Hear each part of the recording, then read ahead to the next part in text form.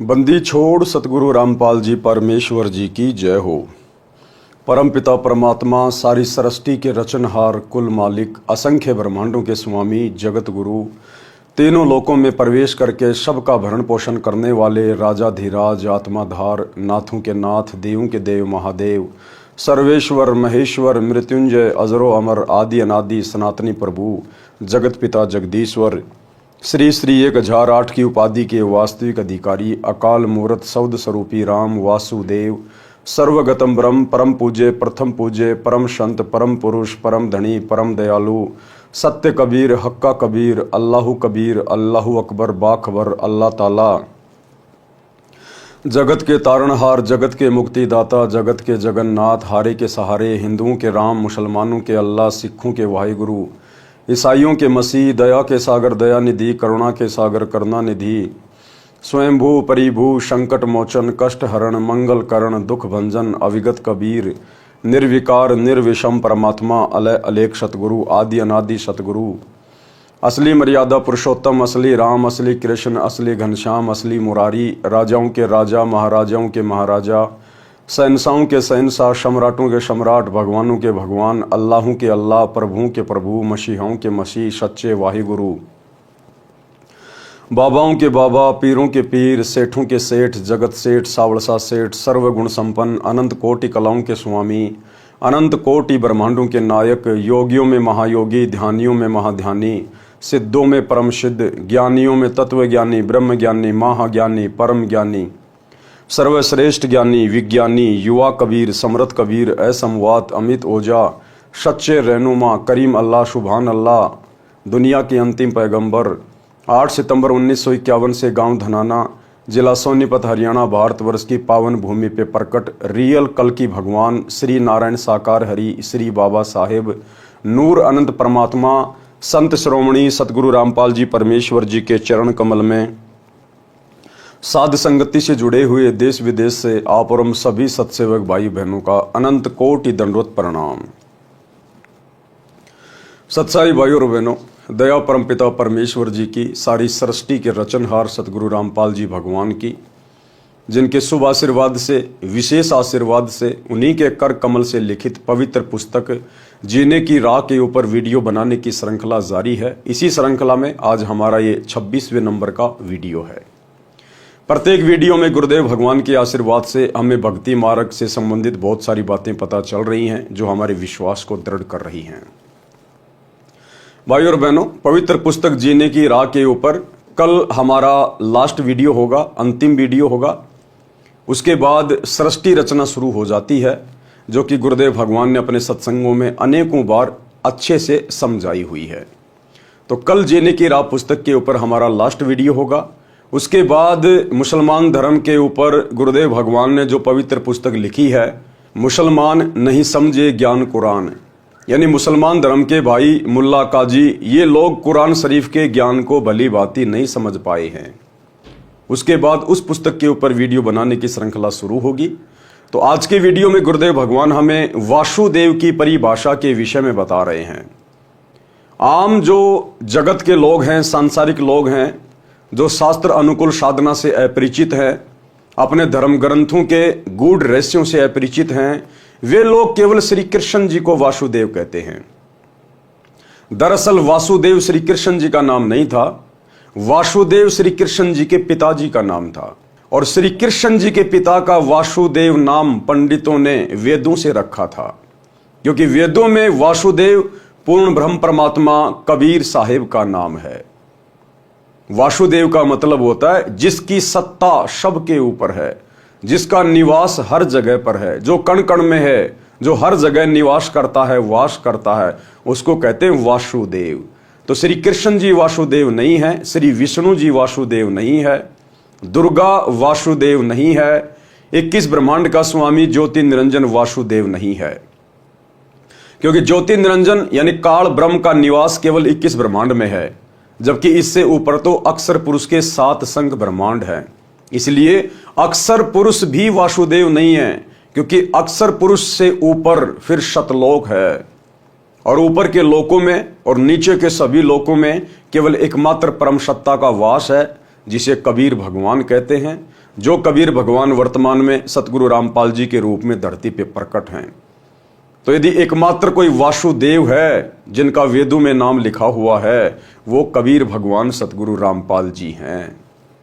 तो चलिए गुरुदेव भगवान क्या समझा रहे हैं। पवित्र पुस्तक जीने की राह, पार्ट नंबर 26 और पेज नंबर 220। वासुदेव की परिभाषा। गीता अध्याय 3 श्लोक 14-15 में कहा है कि संपूर्ण प्राणी अन्न से उत्पन्न होते हैं। संपूर्ण प्राणी अन्न से उत्पन्न होते हैं। अन्न से कैसे उत्पन्न होते हैं? गुरुदेव भगवान ने बताया कि अन्न के खाने से शरीर में वीर्य पैदा होता है और वीर्य से फिर मनुष्य की उत्पत्ति होती है, स्त्री या पुरुष के रूप में। तो इस प्रकार अन्न से सभी की उत्पत्ति होती है। गीता अध्याय 3 श्लोक 14-15 में कहा है कि संपूर्ण प्राणी अन्न से उत्पन्न होते हैं। अधिक जानकारी पृष्ठ 215-216 पर है, वहां से पढ़े। यहां पर केवल इस विषय को लेते हैं। फिर कहा है कि ब्रह्म अर्थात क्षर पुरुष की उत्पत्ति अविनाशी परमात्मा से हुई है। ब्रह्म कौन? ये 21 ब्रह्मांड का स्वामी, दुर्गा का पति, ब्रह्मा विष्णु महेश का पिता। ब्रह्म यानी काल, ज्योति निरंजन, इसकी उत्पत्ति किससे हुई है? अविनाशी परमात्मा से। कौन अविनाशी परमात्मा? वही वासुदेव कबीर भगवान जो सबका उत्पत्ति करता है, जिसके विषय में गीता अध्याय 15 श्लोक 17 में कहा है। इससे सिद्ध है कि सर्वगतम ब्रह्म यानी सर्वव्यापी परम अक्षर ब्रह्म अर्थात वासुदेव सदा ही यज्ञों में प्रतिष्ठित है। विचार करें, सर्वगतम ब्रह्म का अर्थ है सर्वव्यापी परम अक्षर परमात्मा। गीता अध्याय 3 श्लोक 15 के अनुसार श्री ब्रह्मा जी, श्री विष्णु जी तथा श्री शिव जी तीनों देवता केवल एक ब्रह्मांड में बने तीनों लोकों स्वर्गलोक, पृथ्वीलोक, पाताल लोक में केवल एक एक विभाग अर्थात गुण के प्रधान हैं। ये सर्वगतम ब्रह्म अर्थात सर्वव्यापी परमात्मा वासुदेव नहीं है। यानी काल ने तपस्या करके पूर्ण ब्रह्म परमात्मा कबीर देव भगवान से 21 ब्रह्मांड लिए हुए हैं और 21 ब्रह्मांड के एक ब्रह्मांड में काल ने जो सृष्टि रची हुई है, उस एक ब्रह्मांड में केवल 3 लोकों के प्रधान हैं ये ब्रह्मा विष्णु महेश, वो भी एक एक विभाग के। यानी श्री ब्रह्मा जी को काल ने सृष्टि रचना का कार्यभार सौंप रखा है। सृष्टि रचना यानी जीवों की उत्पत्ति करना अपने रजोगुण के प्रभाव से। विष्णु जी को कार्य दे रखा है उन सबका पालन पोषण करना, उन सबको मोह ममता में बांध के रखना। और शंकर जी को ड्यूटी दे रखी है उन सबको मार मार के फिर अपने पिता ज्योति निरंजन के पास तपस्या पे भेज देना, क्योंकि उसको प्रतिदिन 1 लाख मानव शरीर खाने का श्राप मिला हुआ है। तो श्री ब्रह्मा विष्णु महेश तो केवल 21 ब्रह्मांड में केवल एक ब्रह्मांड में, और वो भी एक ब्रह्मांड के मात्र 3 लोकों के प्रधान देवता हैं, और वो भी एक एक डिपार्टमेंट के। तो ये भी सर्वगतम ब्रह्म परमात्मा नहीं है। नंबर 2, ब्रह्म यानी ब्रह्मा विष्णु महेश का पिता, जिसको क्षर पुरुष भी कहते हैं, ये केवल 21 ब्रह्मांडों का प्रभु है। ये भी सर्वव्यापी अर्थात वासुदेव नहीं है। इस काल ने भी सतलोक में तप करके केवल 21 ब्रह्मांड प्राप्त किए थे परमात्मा से। जो इसके 21 ब्रह्मांड को परमात्मा ने दुर्गा और काल सहित वहां से 16 संकोश की दूरी पे भेज दिया। तो ये काल भी केवल 21 ब्रह्मांड का ही स्वामी है। ये भी सर्वव्यापी परमात्मा नहीं है, वासुदेव नहीं है, सर्वगतम ब्रह्म नहीं है, क्योंकि इससे ऊपर तो फिर अक्षर पुरुष है। अक्षर पुरुष ये केवल 7 संघ ब्रह्मांडों का प्रभु है। ये भी सर्वव्यापी अर्थात वासुदेव नहीं है। अक्षर पुरुष भी वासुदेव नहीं है, ये केवल 7 संघ ब्रह्मांडों का स्वामी है। इससे ऊपर तो शतलोक, अलख लोक, अगम लोक और अनामी लोक है, जिसके विषय में अक्षर पुरुष जानता भी नहीं है। तो अक्षर पुरुष भी वासुदेव नहीं है। नंबर 4, परम अक्षर ब्रह्म, पूर्ण ब्रह्म परमात्मा, ये है वो कबीर देव सतगुरु रामपाल जी भगवान। ये है वासुदेव, जिस परमात्मा की सत्ता ऊपर से लेकर नीचे सबके ऊपर है। इन्होंने ही काल को 21 ब्रह्मांड दिए, इन्होंने ही अक्षर पुरुष को 7 संघ ब्रह्मांड दिए, और ऊपर के 4 लोक भी इन्होंने रचे। सभी जीवात्माओं की उत्पत्ति भी इन्होंने की, और इन सभी लोकों में प्रवेश करके सबका भरण पोषण यही कबीर भगवान सतगुरु रामपाल जी कर रहे हैं। तो ये हैं असल में वासुदेव। वेदों में इस कबीर भगवान को वासुदेव कहा गया है, जो पंडितों ने वेदों से वासुदेव नाम श्री कृष्ण जी के पिताजी का रख दिया था। परम अक्षर ब्रह्म यह सर्व ब्रह्मांडों का स्वामी है, सर्व का धारण पोषण करने वाला है, यह वासुदेव है। विशेष अधिक जानकारी के लिए पढ़ें इसी पुस्तक के सृष्टि रचना अध्याय में। जैसा कि आप जी को पूर्व में बताया है कि परम अक्षर ब्रह्म स्वयं पृथ्वी पर प्रकट होकर अच्छी आत्माओं को मिलते हैं। परम अक्षर ब्रह्म स्वयं पृथ्वी पर प्रकट होकर अच्छी आत्माओं को मिलते हैं। ये परमात्मा सतलोक से स्वयं ही गति करके आता है, चल के आता है, स्वयं ही ये प्रकट होता है, तत्वदर्शी संत की भूमिका निभाता है, सतगुरु की भूमिका निभाता है। ये सतलोक से किसी आत्मा को यहां भेजता नहीं है अपना अवतार बना के, अपना प्रतिनिधि बना के। ये स्वयं ही प्रकट होता है। जिसका काम उसी को साजे और करे तो मूर्ख बाजे। 21 ब्रह्मांड में काल के अधीन जितने भी आत्माएं हैं उनका मोक्ष केवल ये कबीर भगवान स्वयं ही आके करवाता है, किसी आत्मा के वश की बात नहीं है। इसीलिए तो कहा गया है कि परम अक्षर ब्रह्म स्वयं पृथ्वी पर प्रकट होकर अच्छी आत्माओं को मिलते हैं, उनको तत्व ज्ञान बताते हैं। इसी विधान अनुसार वही परमात्मा संत गरीबदास जी को, कौन परमात्मा? वही कबीर परमात्मा, परम अक्षर ब्रह्म वासुदेव कबीर देव, अपने विधान अनुसार वही परमात्मा संत गरीबदास जी को गांव छुडानी, जिला झज्जर, प्रांत हरियाणा में सन 1727 में मिले थे। कौन मिले थे गरीबदास जी को? वही परम अक्षर ब्रह्म वासुदेव कबीर परमात्मा। और एक छोटा सा सत्संग पूज्य गुरुदेव जी के मुख कमल से कि वर्तमान में वे कौन हैं, यानी वर्तमान में सतगुरु रामपाल जी कौन है? ये वही परमात्मा हैं जो सन 1727 में गांव छुडानी के खेतों में आदरणीय गरीबदास जी को मिले थे। छोटा सा सत्संग जिसमें गुरुदेव कह रहे हैं कि उत्तर दक्षिण पूर्व पश्चिम फिरदा दाने दाने नु, सर्व कला सतगुरु साहिब की हरि आए हरियाणे नु। कि भाई वो परमात्मा गरीबदास जी के समय आए और आज तुम्हारे सामने प्रत्यक्ष प्रकट है, अगर पहचान सको तो पहचान लो। छोटा सा सत्संग। तो क्या बताते हैं? उत्तर दक्षिण पूर्व पश्चिम फिरदा दाने दाने नो, और सर्व कला सतगुरु साहिब की हरि आए हरियाणे। गरीबदास जी के समय आए तेरी बारे भाई प्रगट सामने थारे, पहचाने जात पहचान लियो। गरीबदास जी के समय आए तेरी बारे भाई प्रगट सामने थारे, पहचाने जात पहचान लियो। गरीबदास जी के समय आए तेरी बारे भाई प्रगट सामने थारे, पहचाने जात पहचान लियो। तो भाई और बहनों, सत्संग आपने सुना, उम्मीद करता हूं समझ में आ गया होगा। गरीबदास जी को कौन मिले थे? गरीबदास जी के समय कौन आए थे? कबीर परमात्मा जिंदा बाबा के रूप में। और गुरुदेव कह रहे हैं वही आज तुम्हारे सामने प्रत्यक्ष प्रकट है, पहचान सको तो पहचान लो। तो वर्तमान में हमारे सामने कौन प्रत्यक्ष प्रकट है? सतगुरु रामपाल जी। तो कौन हुए सतगुरु रामपाल जी? गरीबदास जी के गुरु, गरीबदास जी के परमात्मा। ये स्वयं बंदी छोड़ कबीर साहिब है, वासुदेव है, परम अक्षर ब्रह्म है। अपने विधान अनुसार वही परमात्मा संत गरीबदास जी को गांव छुडानी, जिला झज्जर, हरियाणा प्रांत सन 1727 में मिले थे। एक जिंदा महात्मा की वेशभूषा में थे। गरीबदास जी की आत्मा को उस सनातन परम धाम में ले गए थे। कहां? सतलोक में। फिर ऊपर के सर्व ब्रह्मांडों तथा प्रभुओं की स्थिति बताकर तत्व ज्ञान से परिचित कराकर वापिस शरीर में छोड़ा था। उस समय संत गरीबदास जी की आयु 10 वर्ष की थी। उस दिन संत गरीबदास जी को मृत जानकर चिता पर रखकर अंतिम संस्कार की तैयारी कर रहे थे। उसी समय उनकी आत्मा को शरीर में प्रवेश करा दिया। जीवित होने पर सर्व कुल के लोगों की खुशी का ठिकाना नहीं रहा।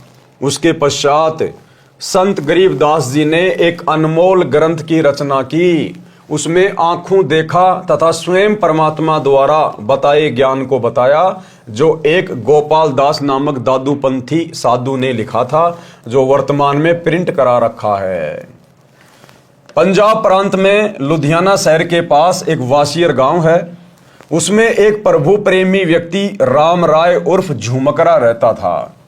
उसने संत गरीबदास जी की महिमा सुनी तो दर्शनार्थ गांव छुडानी में चला गया। संत गरीबदास जी ने ये ज्ञान सुनाया जो इस दास संत रामपाल दास को संत गरीबदास से प्राप्त हुआ है, जो आप जी को इस पुस्तक तथा अन्य पुस्तकों के द्वारा सुनाया है। उस राम राय ने प्रश्न किया कि हे महात्मा जी, यानी गरीबदास जी से उस राम राय उर्फ झुमकरा जी ने सवाल किया कि हे महात्मा जी, यह ज्ञान तो आज तक किसी ने बताया नहीं। संत गरीबदास जी ने वाणी के द्वारा बताया, कोट्यों मध्य कोई नहीं रे झुमकरा, अरबों में कोई गरक सुनो रे झुमकरा। कि भाई राम राय उर्फ झुमकरा, ये तत्व ज्ञान बताने वाला संत तुझे करोड़ों में कोई नहीं मिलेगा, करोड़ों में। अरबों में तुझे कोई एक आध मिलेगा, अरबों में। आज पूरे विश्व की जनसंख्या अरबों में है, 8 अरब, और 8 अरब की जनसंख्या में मात्र एक ही सतगुरु है, एक ही तत्वदर्शी संत है, एक ही वो महापुरुष है जो इस संपूर्ण अध्यात्म को जानता है, और वो है सतगुरु रामपाल जी। क्योंकि ये स्वयं वासुदेव है, ये वासुदेव ही अपने द्वारा रची गई सृष्टि का ज्ञान ठीक ठीक बता सकते हैं, दूसरा कोई नहीं बता सकता। गरीबदास जी के रूप में भी यही कबीर परमात्मा सतगुरु रामपाल जी थे। तो कहते हैं कोट्यों मध्य कोई नहीं रे झुमकरा, यानी करोड़ों में तो तुझे कोई इस ज्ञान को बताने वाला ढूंढने से भी नहीं मिलेगा, और अरबों में कोई एक गरक, गरक यानी बिल्कुल कंप्लीट ज्ञान से लबालब, अरबों में कोई गरक सुनो रे झुमकरा। तो वर्तमान में इस पूरी पृथ्वी पर एकमात्र यदि कोई तत्वदर्शी संत है तो केवल सतगुरु रामपाल जी हैं, एकमात्र। कोट्यों मध्य कोई नहीं रे झुमकरा, अरबों में कोई गरक सुनो रे झुमकरा। अनुवाद व भावार्थ, संत गरीबदास जी ने बताया कि ये ज्ञान करोड़ों में किसी के पास नहीं मिलेगा, अरबों में किसी एक के पास मिलेगा। वह संत सर्व ज्ञान संपन्न, संपूर्ण साधना के मंत्रों से गरक अर्थात परिपूर्ण होता है। प्रिय पाठकों, वह संत वर्तमान में बरवाला जिला हिसार वाला है। ज्ञान समझो और लाभ उठाओ। बरवाला जिला हिसार वाला कौन? सतगुरु रामपाल जी। प्रश्न किया है, प्राचीन काल से चली आ रही भक्ति की साधना को आप गलत कैसे कह रहे हो? जैसे तप सर्व ऋषिजन किया करते थे, हम सर्व हिंदू समाज में देख रहे हैं। सब हरे कृष्णा हरे राम राधे राधे श्याम मिला दे, ओम नमः शिवाय, ओम नमो भगवते वासुदेवाय नमः, जय सिया राम राधे श्याम, ओम तत्सत में से कोई एक मंत्र का जाप करते आ रहे हैं, वर्तमान में भी कर रहे हैं। श्री रामचंद्र जी, श्री कृष्ण जी को हम पूर्ण परमात्मा मानते हैं, इसलिए इनके नाम जपते हैं। आप इन नाम जाप मंत्रों को व्यर्थ जाप बताते हैं, स्पष्टीकरण दीजिए। तो गुरुदेव भगवान ने क्या उत्तर दिया?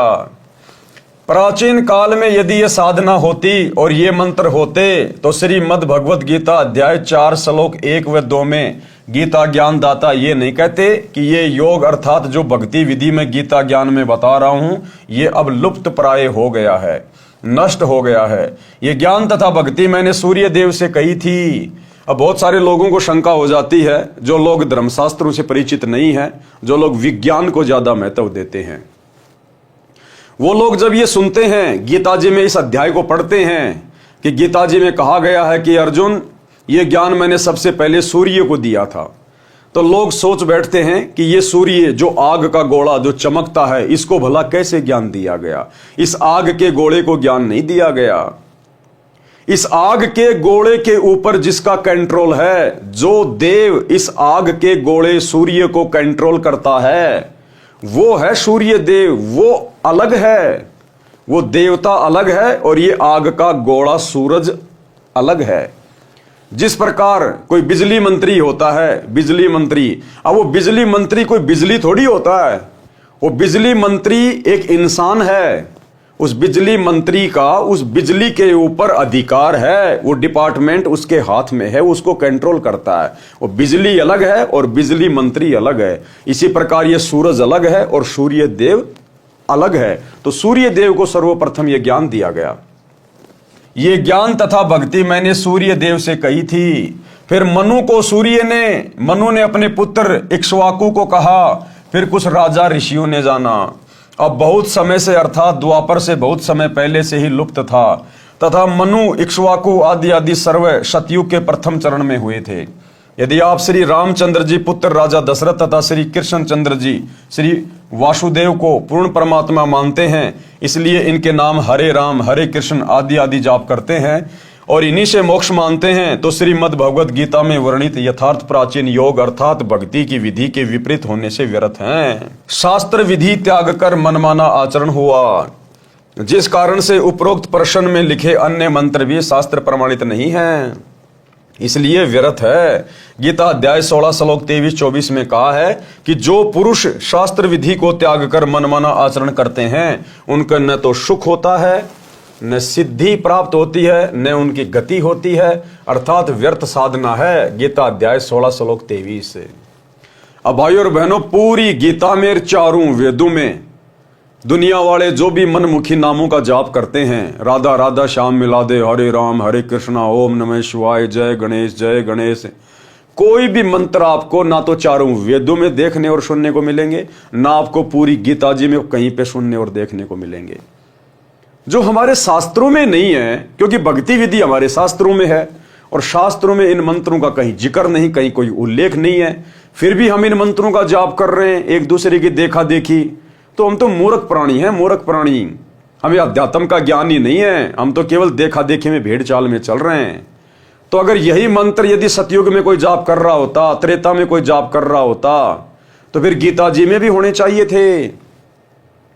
और सतयुग के इंसान तो जानते ही नहीं थे श्री राम कौन है, क्योंकि श्री रामचंद्र जी का जन्म तो सतयुग के बाद त्रेता युग में हुआ था। और त्रेता युग के इंसान श्री कृष्ण को नहीं जानते थे, क्योंकि त्रेता युग के बाद द्वापर में श्री कृष्ण जी का जन्म हुआ है। तो ये भगवान कैसे हो गए, परमात्मा कैसे हो गए, वासुदेव कैसे हो गए? तो ये शास्त्र विधि को त्याग के मनमान आचरण है। गीता अध्याय 16 श्लोक 24 में कहा है कि इससे तेरे लिए अर्जुन कर्तव्य और अकर्तव्य की व्यवस्था में शास्त्र ही प्रमाण है। यानी कौन से कर्म करने चाहिए, कौन से भक्ति कर्म नहीं करने चाहिए, सही भक्ति क्या है, सही नाम क्या है, अर्जुन तेरे लिए शास्त्र ही प्रमाण है।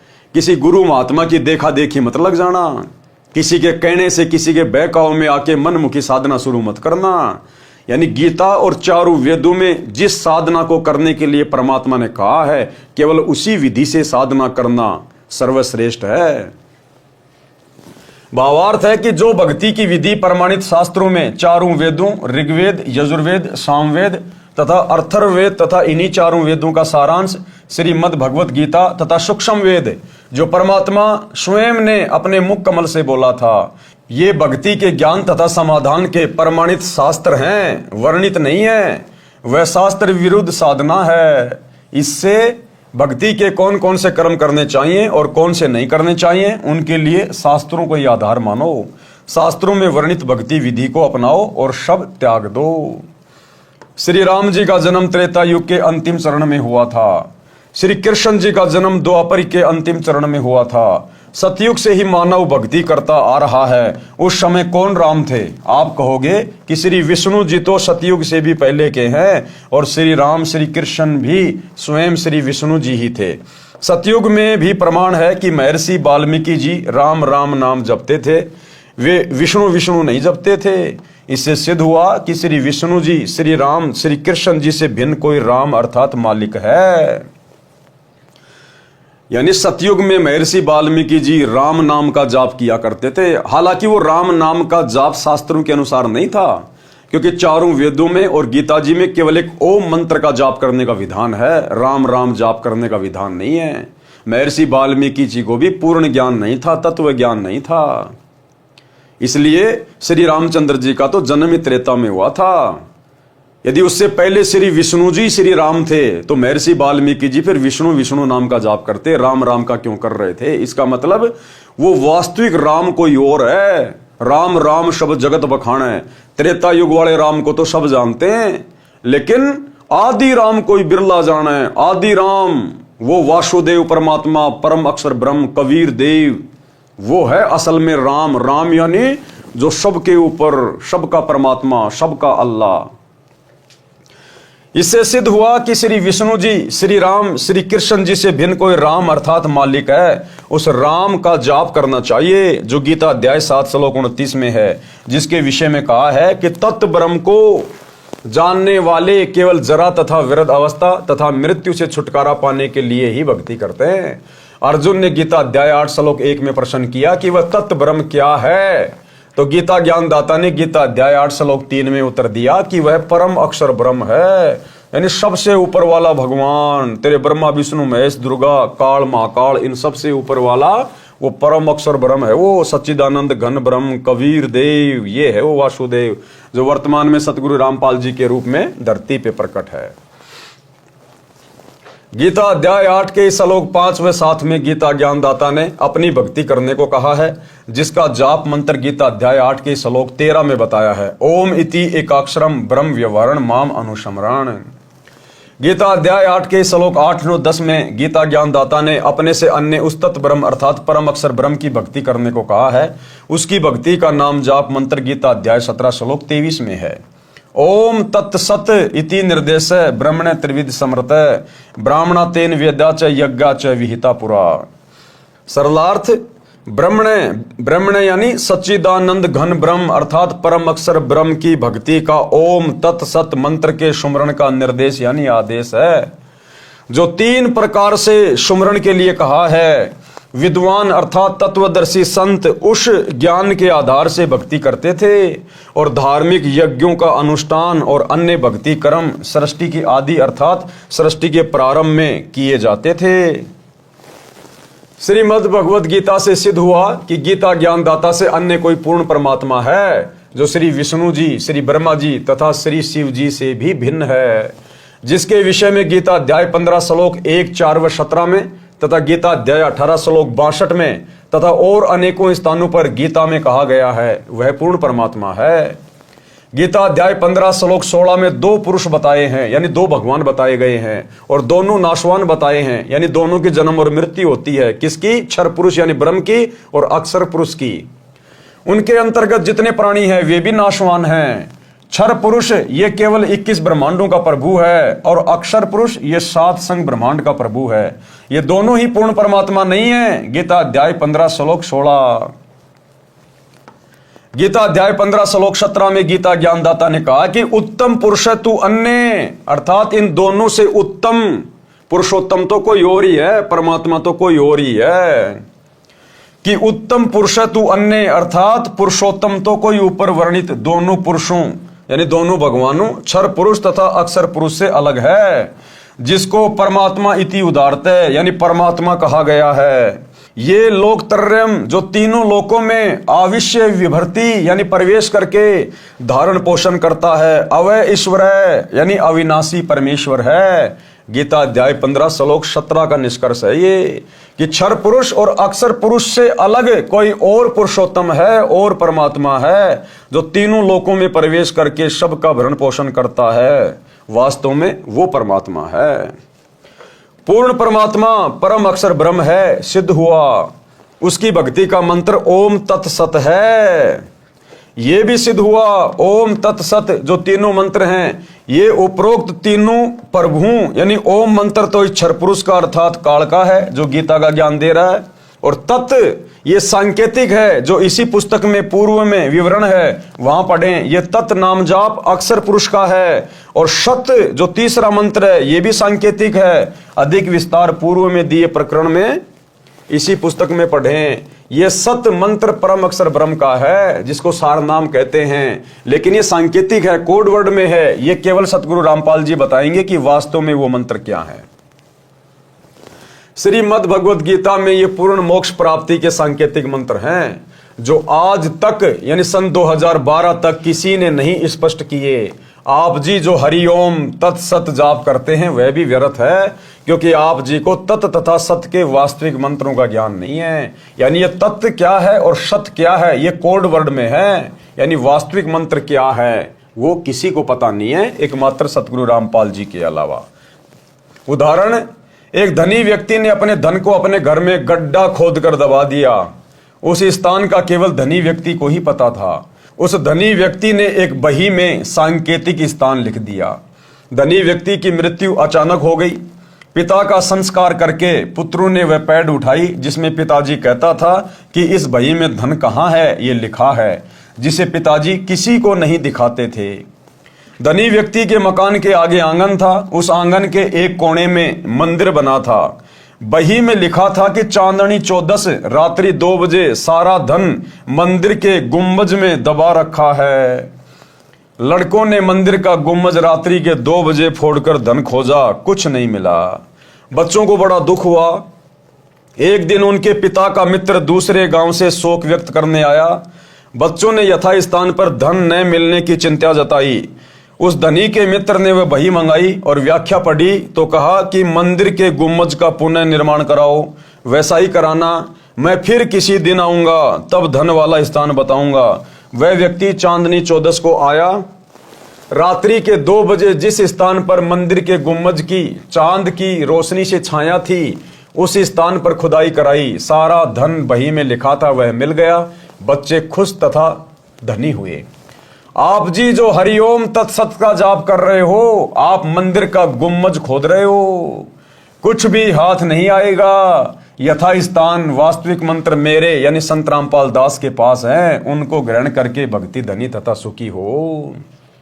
परमात्मा कहते हैं वस्तु कहां खोजे कहां और किस विध लागे हाथ, और भाई एक पलक में पाइए बेदी ले ले साथ। तो ये ओम तत् सत क्या है, इनके पीछे छुपे हुए वो वास्तविक मंत्र क्या हैं, इनका भेद वर्तमान में केवल सतगुरु रामपाल जी के पास है, क्योंकि ये वासुदेव है। इन्होंने इन मंत्रों का आविष्कार किया है। प्रश्न किया है, राधा जी गांव बरसाना उत्तर प्रदेश नजदीक वृंदावन की रहने वाली थी। वहां के व्यक्ति राधे राधे नाम जपते हैं। सुबह सुबह या कभी कभी आपस में मिलते हैं तो वे राम राम नहीं बुलाते, वे कहते हैं चाचा राधे राधे। चाचा कहता कि बेटा राधे राधे, क्या वे मूर्ख हैं? उत्तर दिया गुरुदेव ने, तत्व ज्ञान के अभाव से लोकवेद को सत्य ज्ञान मानकर यह शास्त्र विरुद्ध मंत्रों का जाप चल रहा है। यानी ये गीता जी में कहीं नहीं लिखा राधा राधा, राधे राधे श्याम मिला दे, ये मनमाना आचरण है, लोकवेद है, भेड़ चाल है। वैसे तो आप जी को पहले स्पष्ट कर ही दिया है कि गीता अध्याय 16 श्लोक 23-24 में कहा है कि जो शास्त्र विधि को त्याग कर मनमाना आचरण करते हैं, अर्थात जो नाम जाप शास्त्रों में नहीं है उनका जाप करते हैं, उनको न सुख होता है, न सिद्धि प्राप्त होती है, न उनकी गति होती है, अर्थात व्यर्थ जाप साधना है। इससे तेरे लिए अर्जुन कर्तव्य और अकर्तव्य की व्यवस्था में शास्त्र ही प्रमाण है, ये पहले बता चुका हूं। अब बात है कि चाचा भतीजा राधे राधे शब्द क्यों उच्चारण करते हैं। आप जानते हैं कि राधा जी कौन थी? राधा भगवान श्री कृष्ण जी की प्रेमिका थी। उस समय बरसाना गांव के व्यक्ति राधा जी को उल्टा, बदचलन, निर्लज आदि आदि विशेषणों से संबोधित करते थे। कहते थे ये दूसरे गांव के नंद बाबा के लड़के से छिप छिप कर मिलने जाती है, इसे अपने घर पर भी न आने देना, बेटियों पर गलत प्रभाव पड़ेगा। श्रीमान जी, अब उसी बरसाना के व्यक्ति राधा जी के लिए स्वयं स्त्री पुरुष युवतियां कहते हैं कि राधे राधे श्याम मिला दे। जैसा कि आप जी ने पूर्व के प्रश्न में बताया था कि हम ये नाम भी जाप करते हैं, अब न राधा जी है और न श्री कृष्ण जी, अब बड़बड़ा रहे हैं सनीपात के जवर के रोगी की तरह, राधे राधे श्याम मिला दे। यही स्थिति अन्य मंत्रों की है जो आपने पूर्व प्रश्न में कहे हैं, उनकी जानो, वे भी शास्त्र प्रमाणित न होने से व्यर्थ हैं। और जिस समय राधा थी श्री कृष्ण जी भी यही था, और वो बेचारी राधा श्री कृष्ण जी से मिल भी नहीं पाती थी, छुप छुपा के मिलती थी बड़ी मुश्किल से लोगों से नजरें बचा के। और जब वो राधा श्री कृष्ण से मिलने जाती थी लोगों को पता चलता था तो बरसाने के लोग उसको बदचलन लड़की कहते थे, बदचलन, अपने घर पर भी नहीं आने देते उसको कि हमारे बच्चे और बिगाड़ेगी ये। तो वो राधा बेचारी खुद नहीं मिल पाती थी श्री कृष्ण जी से, और अब तुम कहते हो राधे राधे श्याम मिला दे, तुम्हें कहां से मिला देगी? बेचारी खुद तो छुप छुप के मिला करती थी। तो ये शास्त्र विधि को त्याग के मनमाना आचरण हो रहा है। अब आपके इस प्रश्न का उत्तर बताता हूं कि चाचा भी कहता है राधे राधे, भतीजा भी कहता है राधे राधे। आपको भी पता है कि राधा जी श्री कृष्ण जी की प्रेमिका थी। आपको यह भी पता है कि जब रुक्मणी जी को श्री कृष्ण जी भगाकर रथ में बैठा कर लाने लगा तो रुक्मणी जी का भाई अपनी बहन को छुड़ाने के लिए घोड़े पर सवार होकर पीछे दौड़ा था। श्री कृष्ण जी ने पहले तो उसे पीटा था, फिर रथ के पीछे बांधकर घसीटा था। रुक्मणी जी भी श्री कृष्ण जी की प्रेमिका थी, उनके बीच में रुक्मणी का भाई आया था, उसकी क्या दशा की थी। श्री कृष्ण जी ने रुक्मणी की प्रार्थना पर रुक्मणी के भाई की जान बख्शी थी। यदि आज भगवान कृष्ण वर्तमान में होते तथा राधा भी होती और बरसाना वाले चाचा भतीजा आपस में ये शब्द बोलते कि राधे राधे, तो क्या श्री कृष्ण जी पसंद करते? कभी नहीं। चाचा भतीजा दोनों को रथ से बांधकर घसीटते। यदि आप किसी की प्रेमिका का नाम लेकर बड़बड़ाओगे तो प्रेमी के ऊपर कैसी गुजरेगी?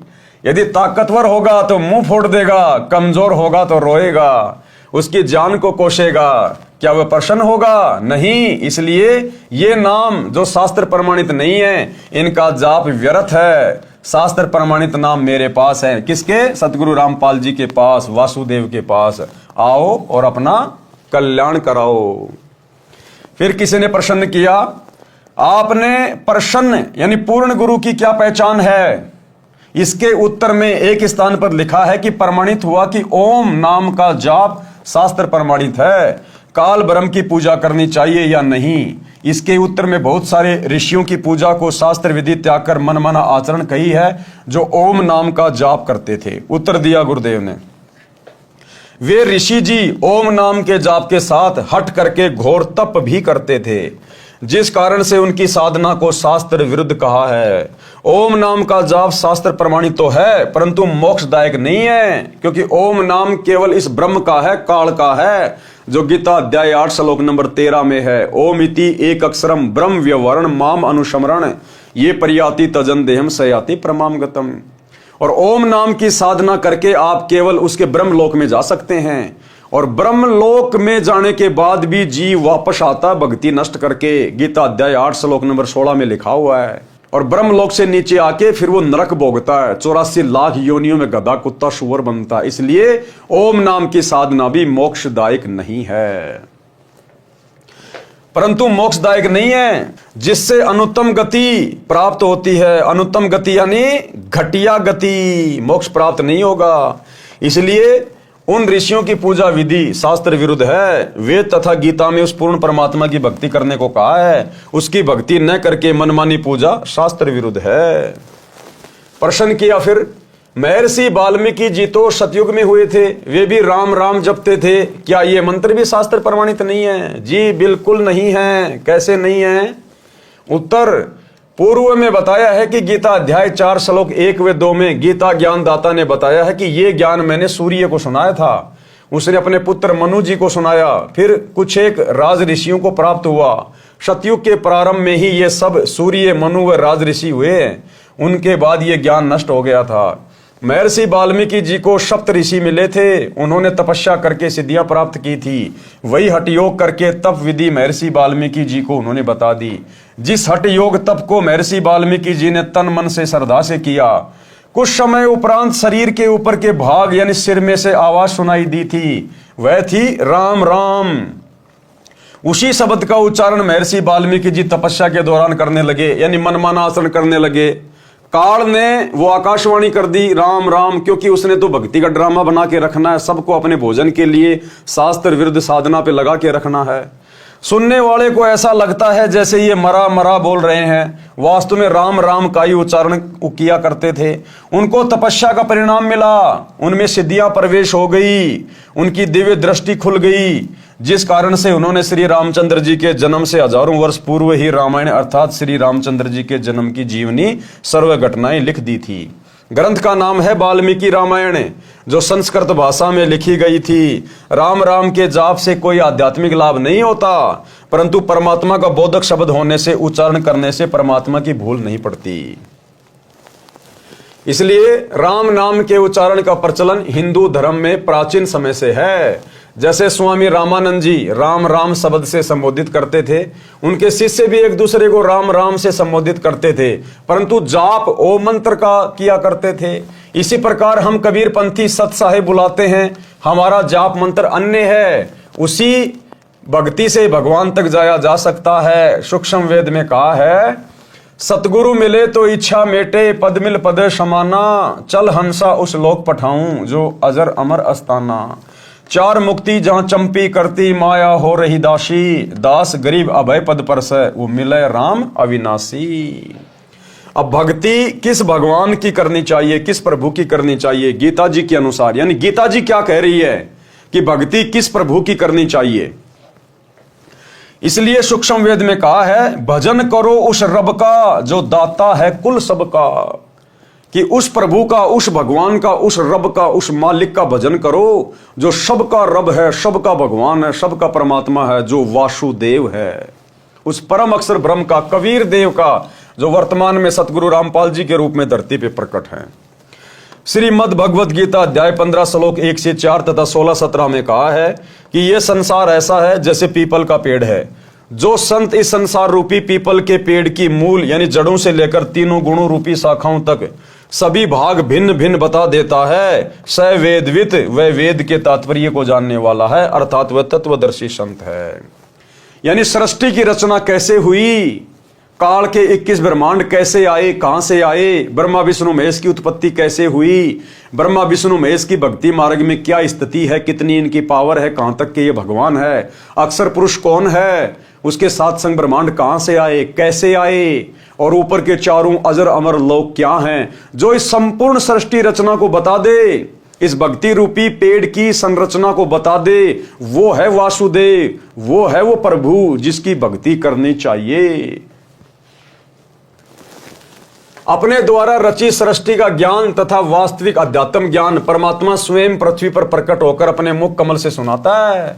अपने द्वारा रची गई सृष्टि का ज्ञान परमात्मा स्वयं पृथ्वी पर प्रकट होकर, यानी आज सतगुरु रामपाल जी ये कबीर भगवान 8 सितंबर 1951 से गांव धनाना जिला सोनीपत हरियाणा में प्रकट हैं। और ये सृष्टि रचना का ज्ञान, ये संसार रूपी पीपल के पेड़ की संरचना जो गीता जी में लिखी हुई है अध्याय 15 श्लोक 1 से 4 में केवल सतगुरु रामपाल जी परमेश्वर जी ने बताई है, सतयुग से लेकर वर्तमान समय तक पूरी व्याख्या करके।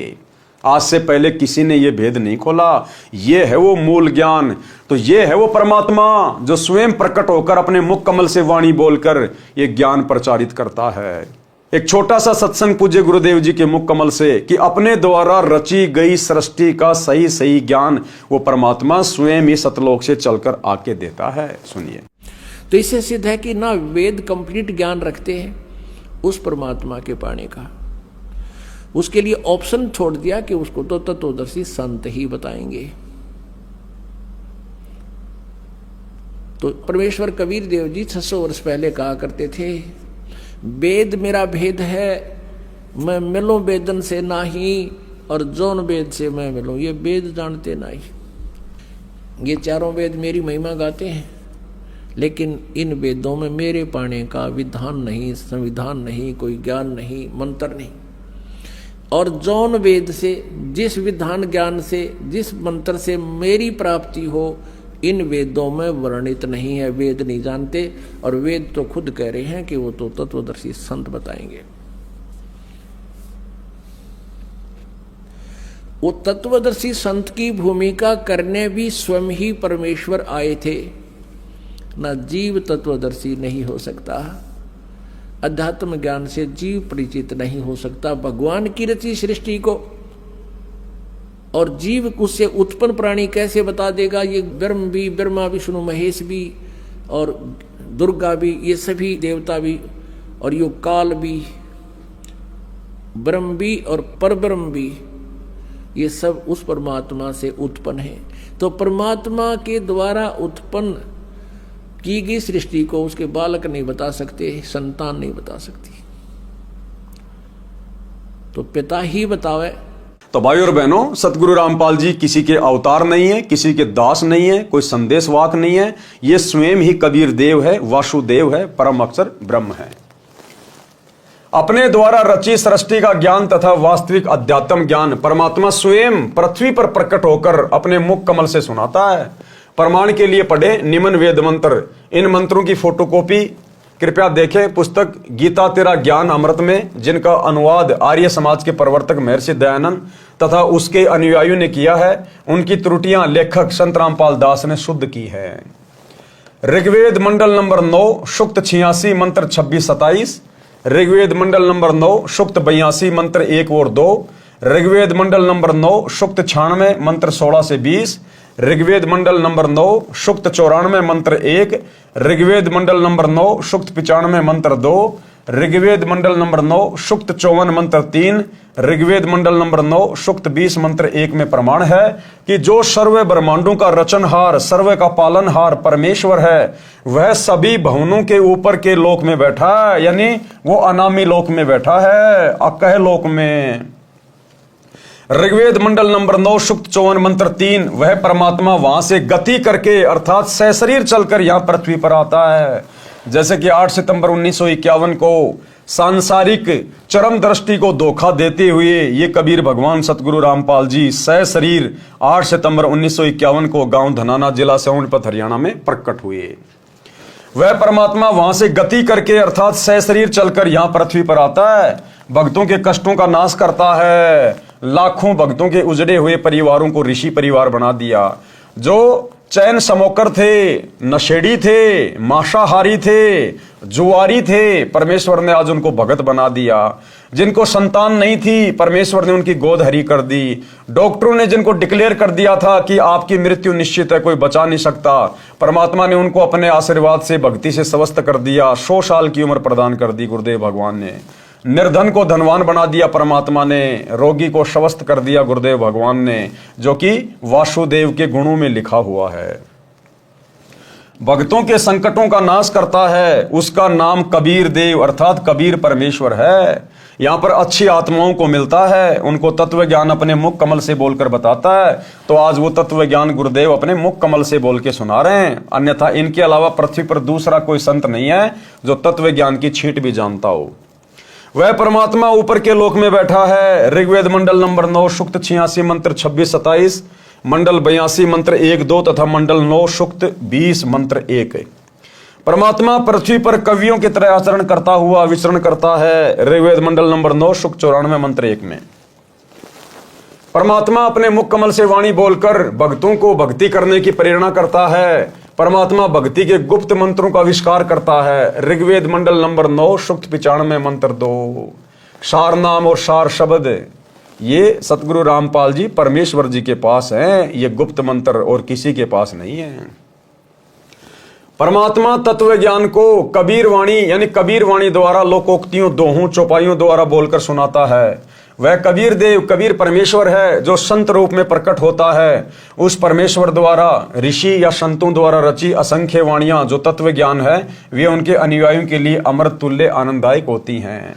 वह परमेश्वर प्रसिद्ध कवियों में से भी एक प्रसिद्ध कवि की पदवी भी प्राप्त करते हैं। उनको कवि कहते हैं, परंतु वह परमात्मा होता है।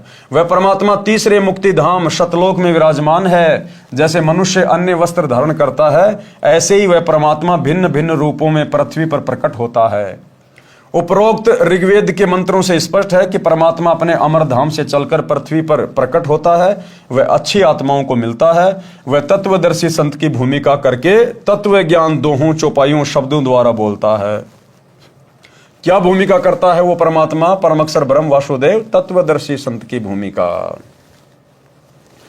उस परमेश्वर ने सन 1398 से 1518 तक 120 वर्ष पृथ्वी पर भारतवर्ष की पावन धरती पर काशी शहर में जुलाहे यानी धानक के रूप में रहकर तत्व ज्ञान बताया था। कबीर अक्षर पुरुष एक पेड़ है और क्षर पुरुष वाकी डार और तीनों देवा शाखा हैं, पात रूप संसार। विशेष कबीर वाणी पुस्तक में एक वाणी ऐसे भी लिखी है, कबीर अक्षर पुरुष वृक्ष का तना है, क्षर पुरुष है डार, तीनों देव शाखा बहे, पात जानो संसार। सरलार्थ, वृक्ष का जो हिस्सा पृथ्वी से बाहर दिखाई देता है उसकी जानकारी बताइए कि वृक्ष का जो तना होता है उसे तो अक्षर पुरुष जानो, जो 7 संग ब्रह्मांडों का स्वामी है। तने के ऊपर कई मोटी डार निकलती हैं, उनमें से एक डार को क्षर पुरुष जानो यानी काल जानो, ब्रह्म जानो।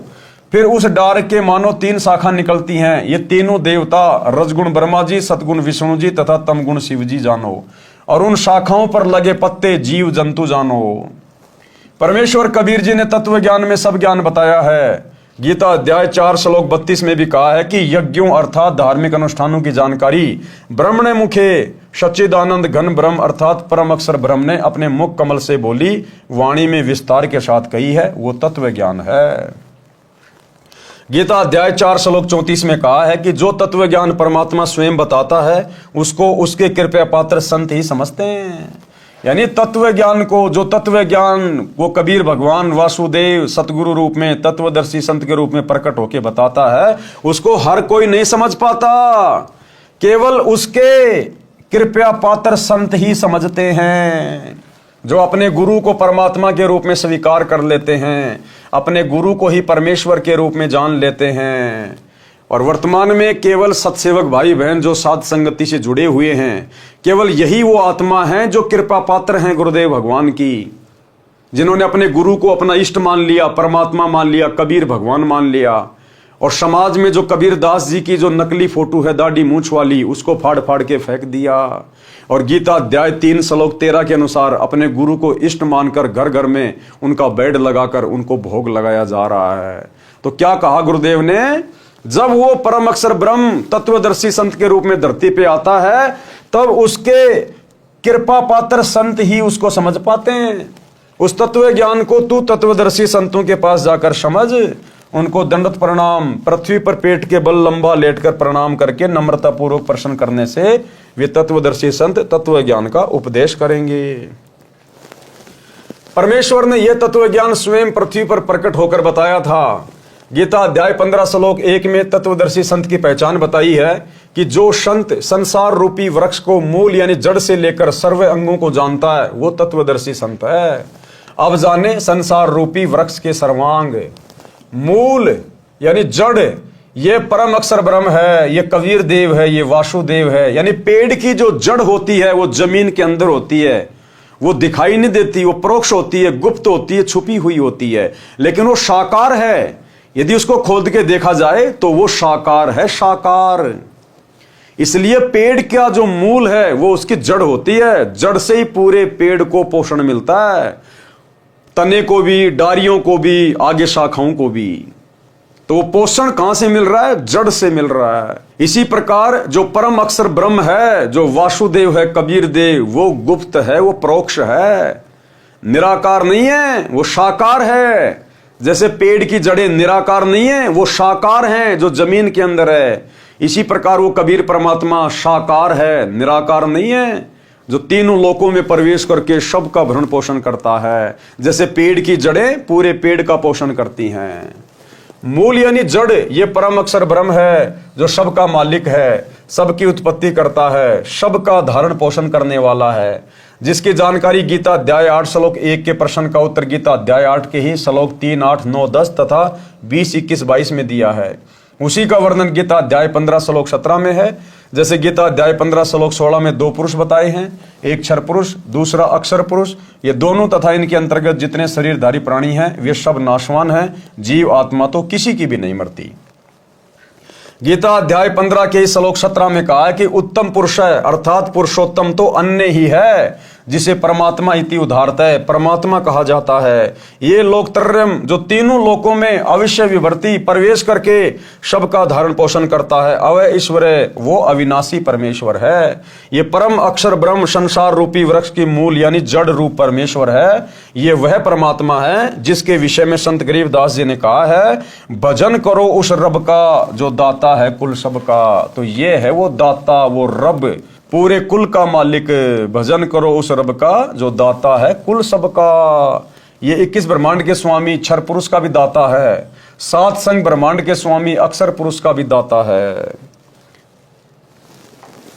यह असंख्य ब्रह्मांडों का मालिक है। यह क्षर पुरुष तथा अक्षर पुरुष का भी मालिक तथा उत्पत्ति करता है। अक्षर पुरुष ये संसार रूपी वृक्ष का तना जाने, ये 7 संग ब्रह्मांडों का मालिक है, ये भी नाशवान है। तीसरा क्षर पुरुष ये गीता ज्ञान दाता है, इसको क्षर ब्रह्म भी कहते हैं। इसे संसार वृक्ष की डार जानो, ये केवल 21 ब्रह्मांडों का मालिक है, ये भी नाशवान है। नंबर 4 पर तीनों देवता, रजगुण ब्रह्मा, सतगुण विष्णु, तमगुण शिव, संसार रूपी वृक्ष की 3 शाखाएं यानी टहनियां हैं। ये एक ब्रह्मांड में बने 3 लोकों पृथ्वी लोक, पाताल लोक तथा स्वर्ग लोक में एक एक विभाग के मंत्री हैं यानी मालिक हैं। जैसे रजगुण विभाग के श्री ब्रह्मा जी मालिक हैं, जिसके प्रभाव से सभी प्राणी संतान उत्पत्ति करते हैं। सतगुण विभाग के श्री विष्णु जी मालिक हैं, जिसके एक दूसरे में ममता बनी रहती है, कर्मा अनुसार सर्व का किया फल देते हैं। तमोगुण विभाग के श्री शंकर जी मालिक हैं, जिसके कारण सर्व का अंत होता है। और पात रूप में संसार के प्राणी जानो, यह है संसार रूपी वृक्ष के सर्व भागों की भिन्न भिन्न जानकारी। यह ज्ञान स्वयं परमेश्वर कबीर जी ने अपने मुख कमल से बोला था। वह कबीर वाणी, कबीर बीजक, कबीर शब्दावली तथा कबीर सागर में श्री धनी धर्मदास बांधवगढ़ वाले द्वारा लिखा गया था। उस परमेश्वर ने जो बताया ही था, यह वर्तमान में इस दास रामपाल दास ने समझा है। ये कृपया परमेश्वर कबीर जी की ही है कि संपूर्ण अध्यात्म ज्ञान मुझे प्राप्त है। गीता अध्याय 15 श्लोक 1 के अनुसार तत्वदर्शी संत की पहचान से भी यह सिद्ध हुआ कि ये दास रामपाल दास वो तत्वदर्शी संत है। तो भाइयों और बहनों, मौका चूको मत, जितना जल्दी हो सके सतगुरु रामपाल जी परमेश्वर जी के सत्संग सुनना शुरू कर दो और भक्ति शुरू कर दो। आने वाला समय बहुत ज्यादा विनाशकारी है। अगर आप शास्त्र विधि को त्याग के मनमुखी मंत्रों का जाप करते रहोगे, हरे राम हरे कृष्णा राधे राधे श्याम मिला दे, ओम नमः भागवते वासुदेवाय नमः, कुछ भी जपते रहो, कुछ भी ढोलक पेटी बजाते रहो, इन नकली साधु संत महात्मा आचार्य शंकराचार्य की शरण में पड़े रहो, कुंभ नहाते रहो, गंगा हरिद्वार गया बरसाना बद्रीनाथ केदारनाथ नीलकंठ कहीं भी चक्री मारते रहो, गोवर्धन की फेरी लगाते रहो, कुछ नहीं हासिल होगा। अंत में दुर्गति होगी, दुर्गति। क्योंकि आप सभी लोग मनमानी साधना कर रहे हो, मनमानी पूजा। पूरा का पूरा हिंदू समाज मनमानी पूजा के ऊपर टिका हुआ है, मनमानी साधना के ऊपर। एक बार सतगुरु रामपाल जी के सत्संग सुनना शुरू करो, सृष्टि रचना को सुनो, पढ़ो, समझो और सत भक्ति को अपनाओ। ये मनुष्य जन्म केवल सत भक्ति के लिए मिला है, केवल सत भक्ति के लिए। बाकी सारे काम तो जानवर भी करते हैं और अंत में हम वही काम करते करते मर गए, तो फिर जानवर में और हम इंसानों में भला क्या अंतर हुआ। तो भाइयों और बहनों, आज के जीने की राह पुस्तक के ऊपर बन रहे वीडियो में केवल इतना ही। कल हमारा लास्ट वीडियो होगा, अंतिम वीडियो होगा जीने की राह पुस्तक के ऊपर। तो कल रात्रि सभी भाई बहन 8 बजे फिर से जुड़िए। तब तक गुरुदेव भगवान हम सबको आज्ञा दें, इजाजत दें, सद्बुद्धि दें, आशीर्वाद दें। बंदी छोड़ सतगुरु रामपाल जी भगवान की जय हो।